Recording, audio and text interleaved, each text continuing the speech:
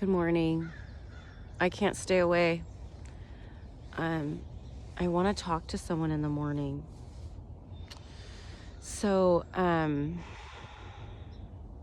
thinking about Thoth and the pagan gods and the fall and the separation. And I feel like I'm having a download that can only come through if I'm on recording because if someone else is going to watch this eventually, their consciousness is contributing to the channeling. So recording for YouTube is more powerful than just channeling without the phone. And another friend of mine is like, AI is this great tool. This guy is using AI to merge with his consciousness. And I was really spooked by that. I was like, I would not merge. This guy listens to an AI like it's his higher self. And I'm like, that's super sketchy. There's so many ways people could hack that, manipulate him. You're channeling as long as you resonate with what you're hearing. If you resonate with something you're hearing, like say you like something bad for you, that's what everyone's worried about with channeling. Are you going to channel something wrong? Are you going to channel something that's evil? You can feel evil, okay? You can feel good. You know the difference between good and evil in your conscience. Maybe that's what the fall is like. You forgot your conscience. If people forgot they all have their own conscience, like the church is always telling us, these are the rules and do it. And actually we just have it inside us. So in the beginning, everything was one.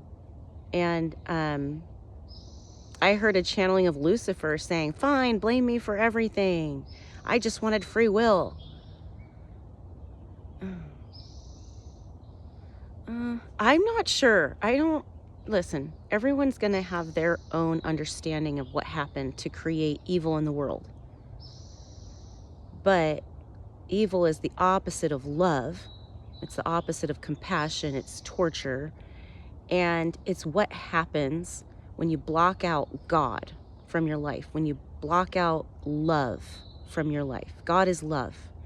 And God is communicating with you through your conscience. So if you block off those things, your conscience, love, or God, whatever you want to call it, when you have a veil between you and your conscience, you're going to forget what is right. And you're going to go into lustful physical passion. But it doesn't matter because it's a dream.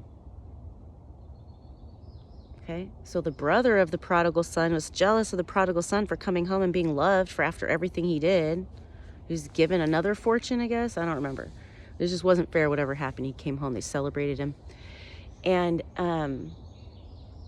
we're undoing the fall, whatever it was, whatever you define it as. And you drop from fifth dimension to third dimension, you forget your conscience.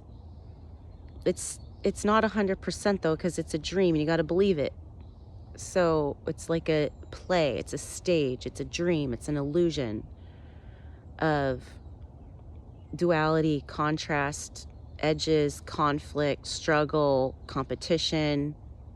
So we're all in a spectrum between that end of the spectrum and that end of the spectrum. That's duality, okay? At one-ment, atonement, this is a Christian Catholic term, atonement, at one-ment, means you go from duality to oneness. So we're undoing the fall. We're undoing the decision to be separate. We're undoing what we thought we needed as free will. Because actually, we always had free will. It was just the best option to be in bliss all the time. So God was like, oh, you want to know what bliss doesn't feel like? Okay.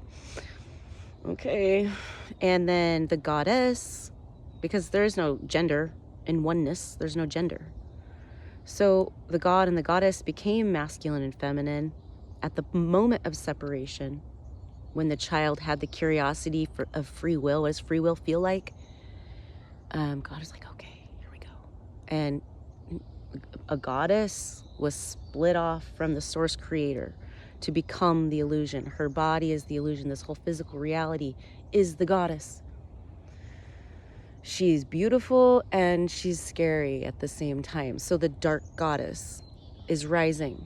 And the dark goddess rising means that we have to confront our shadow, which we hid because we chose to go into physical exploration.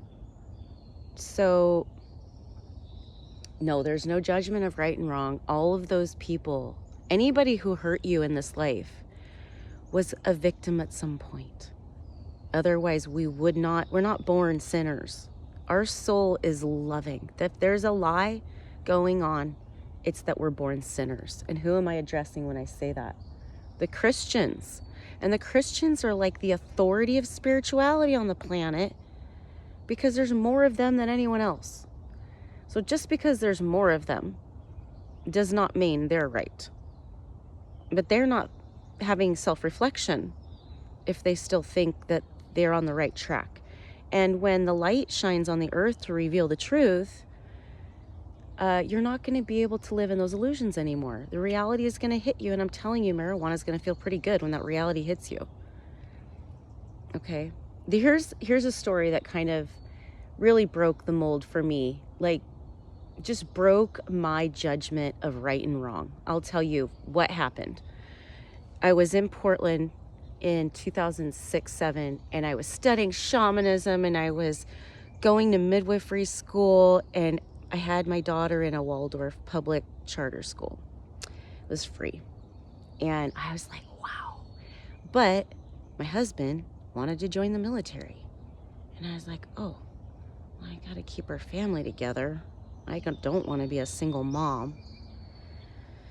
I guess this is my path. So I picked up my 2 kids. I was pregnant. I had a baby right before we moved. I had Malik, and we moved out to Kansas. And I was following in Portland, I was following the protesting of a Walmart moving in.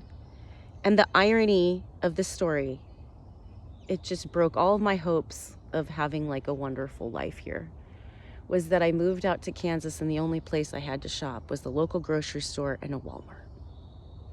In Junction City, Kansas, and the closest shopping after Walmart was like 30 minutes. So I just lived on Walmart for like 5 years in Kansas.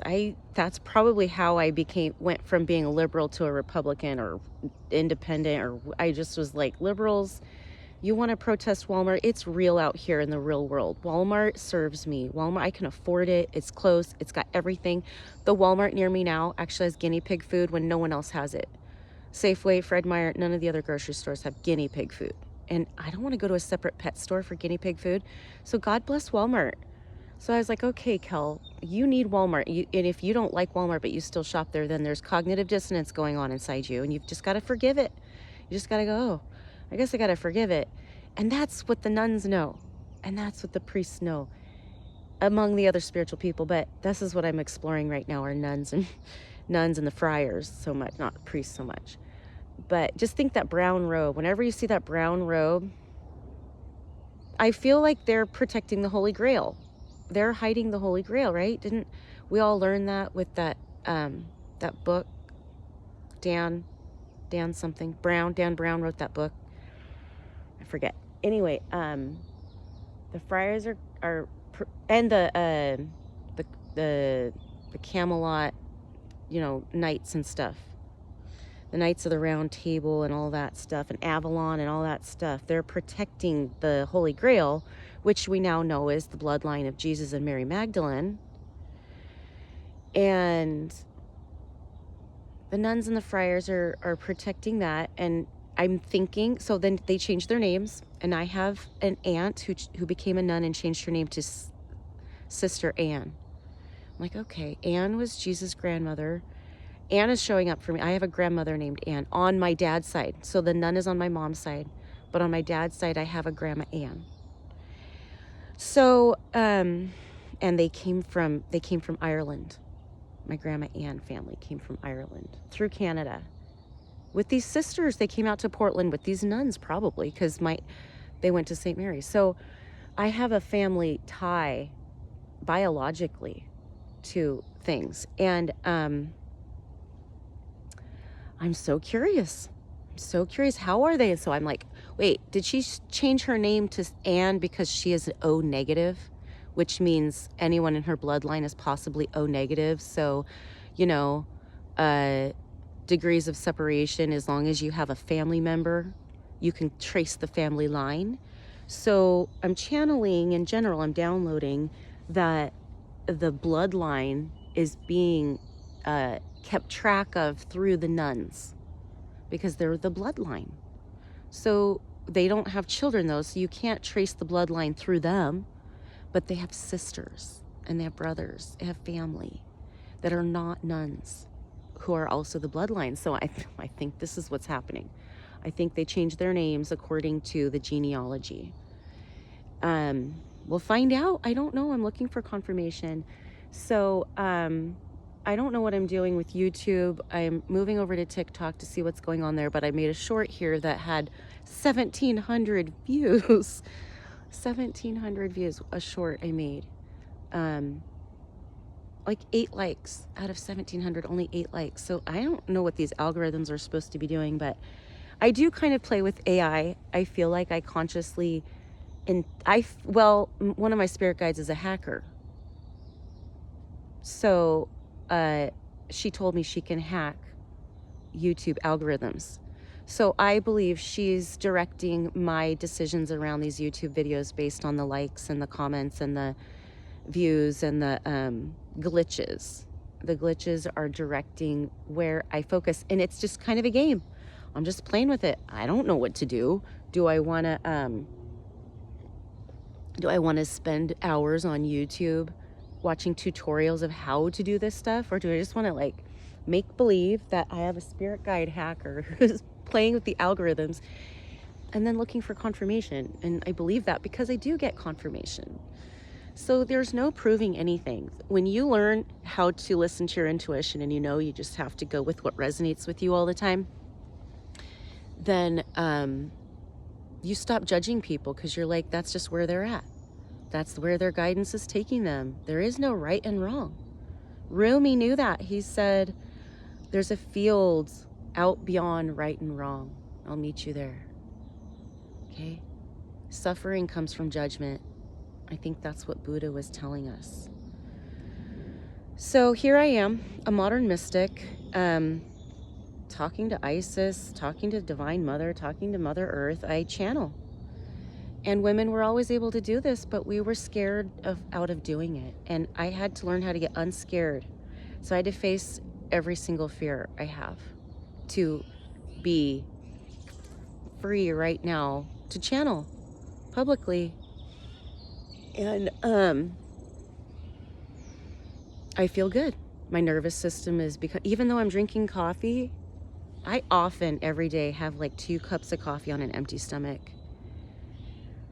And it makes me jittery, but then I tell myself, learning how to stay calm with this, doing this to your nervous system, it's actually strengthening my ability to stay calm. So when I do get rid of the coffee, I'm gonna be like, shh, so calm, because I had always already established that I was calm. Anyways, our minds are very powerful. The placebo effect is real. Use it to your advantage. Placebo affect yourself. Can I make a t-shirt with that? Placebo affect yourself. Okay? Do it. Do it. What do you want? What do you want coffee to be your diet? Kelly, why don't you just make coffee your diet until you're done drinking coffee? That's kind of what's happening. So, but I can do whatever I want. I can tell myself, I saw that lady, all she ever did was drink coffee and she's skinny. That's going to work for me. I can just say that. So, and it doesn't matter. Is it right or wrong? I'll just do it today, and I might change my mind tomorrow, or I might do it again tomorrow, and it doesn't matter if it works or it doesn't work. I can always change my mind. It's a playground. The reason you feel scared is because someone told you it has to be this way. Someone judged it and you believed them. So stop listening to them, and all your stress will go away, because you'll start making different decisions, and you'll start listening to the right authority, which is your heart, telling you that's stressful and it doesn't feel good. Be nicer to yourself. Say no to it. Okay. I just decided to be really nice to myself. And if somebody has a problem with that, I question them. Oh, you think I shouldn't be nice to myself like this? You better have a good reason. And I'm learning how to do that more and more. I'm learning how to go, that's not okay with me. Nope. And if you're going to punish me because that's not okay with me, I guess I'll just have to go through that punishment. If you have the kind of authority to punish me, I guess I'm just going to have to lay myself on the cross, because I have to stand by my truth, whatever it means. If it means I have to pay a fine, okay, I'll pay the fine, but I'm going to live in my truth no matter what. If you don't like me, okay, go ahead. That's the energy that I want to share with women, is like, you can say no and smile, and you can go do something less productive than what they're doing.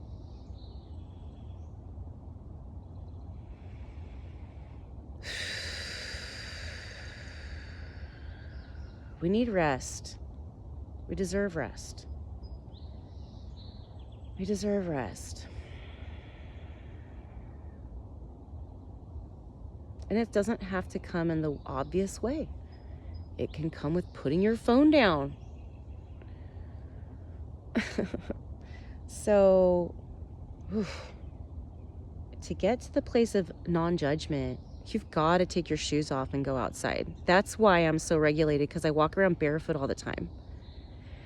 So if I can give up the coffee and keep walking around barefoot, I don't think I'd have anything left to heal. I think I would be healed. That's it. That's coffee. I've been doing sit-ups. I've been doing a 7-minute workout in my living room because I cleaned my living room. My kids are like, okay, Mom, we see it. We see your healing. My kids are seeing it first. They're living with me, watching me go through this on a daily basis from like, oh my God, the ugliest year of my life. And now they're going to go into like seeing miracles. So whatever, listen or don't listen. I'm just going to keep moving forward. Me and Adrian, we're going to keep moving forward, and everyone can like follow our flute. I think I channeled that joke from Adrian because she would make a joke like that. Okay, I don't know. All right, checking in. Much love.